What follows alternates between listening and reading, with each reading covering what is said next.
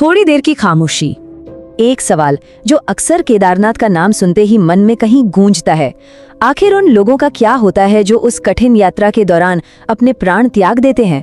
देखिए, हर साल हजारों लोग बर्फीली हवाओं और ऊंचे पहाड़ों को पार करके बाबा केदार के दर्शन के लिए निकलते हैं। ये सिर्फ एक यात्रा नहीं है, इसे एक बुलावा समझिए। पहाड़ों का एक ऐसा कठिन बुलावा जिसे सुनकर लोग अपना सब कुछ पीछे छोड़ उस मुश्किल रास्ते पर चल पड़ते हैं। जानते हैं, उस रास्ते पर चलने वाले हर इंसान के पीछे एक कहानी होती है। कोई अपने दिल में कोई मन्नत लिए चलता है, तो कोई अपने मन का बोझ हल्का करने के लिए, शायद किसी प्रायश्चित के लिए, और कुछ के लिए तो ये उनके जीवन की आखिरी इच्छा होती है। रास्ता आसान तो बिल्कुल भी नहीं होता, पर एक अंदरूनी ताकत होती है, एक गहरी आस्था जो हर दर्द और हर थकान पर जैसे भारी पड़ जाती है। कहते भी है ना कि आस्था हर दर्द को चुप करा देती है। बस यही वो विश्वास है जो उन कदमों को आगे बढ़ाता रहता है। पर अब उस हकीकत की बात करते हैं जब शरीर जवाब देने लगता है, और यही इस सफर का सबसे मुश्किल पड़ाव है। वो पतली पतली संकरी पगडंडियां, सोचिए, एक तरफ सीधा पहाड़ और दूसरी तरफ गहरी खाई। हर एक कदम कितना संभाल कर रखना पड़ता होगा। और फिर पहाड़ों का वो मौसम जिसका कोई भरोसा नहीं। अभी तेज धूप है तो अगले ही पल ऐसी बर्फीली हवाएं और बारिश शुरू हो जाती है जो सफर को और भी ज्यादा मुश्किल बना देती हैं।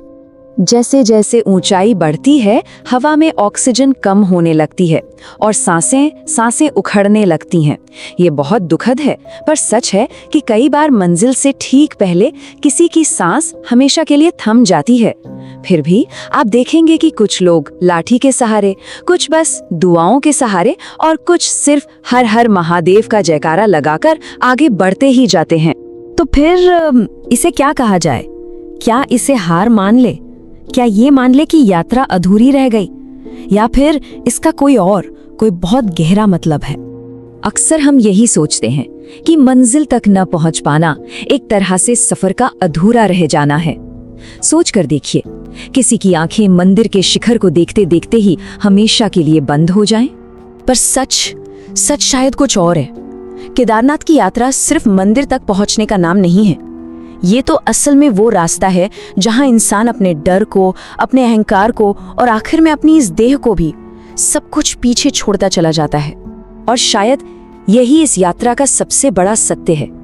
जो इस मार्ग पर अपने प्राण त्यागते हैं वो असल में हारते नहीं हैं। मान्यता तो ये है कि वे उसी क्षण उस द्वार में प्रवेश कर जाते हैं जिसके हम सब केवल दूर से दर्शन करने आते हैं। तो फिर ये अंत नहीं हुआ, ये मंजिल तक न पहुंच पाना भी नहीं है, ये कुछ और है। ये अंत नहीं है, ये विसर्जन है, शरीर का, अहंकार का और सारी इच्छाओं का, उसी अनंत में जिसके दर्शन के लिए ये यात्रा शुरू हुई थी।